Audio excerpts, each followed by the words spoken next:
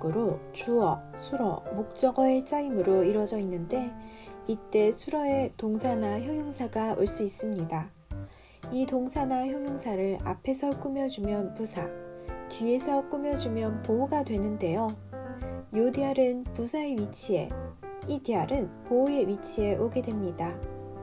그래서 요디알의 조금, 이디알의 조금은 같은 의미, 같은 문법이라고 생각하기 쉽지만 실제로는 차이가 있다는 것을 알 수 있습니다.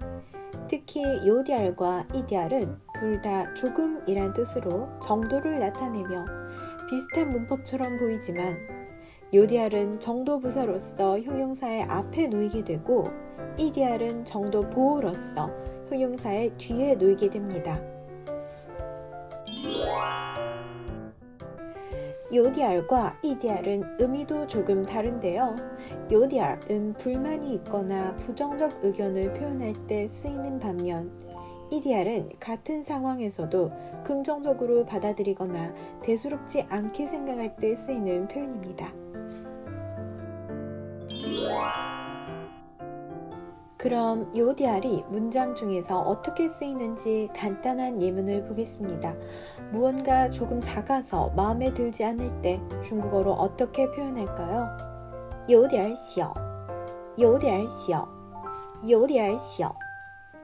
그럼 조금 늦어서 불만을 표시할 땐 어떻게 말할까요? 有点慢, 有点慢, 有点慢. 어떤 물건이 무거워서 마음에 들지 않을 때는 뭐라고 할까요?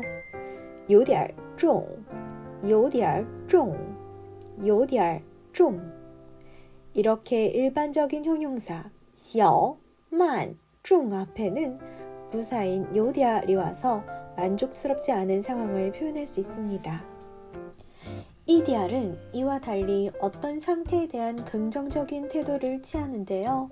이때 조금 작지만 불만을 느끼지 않고 괜찮다는 의미의 조금 작다를 표현할 때는 小一点儿, 小一点儿, 小一点儿.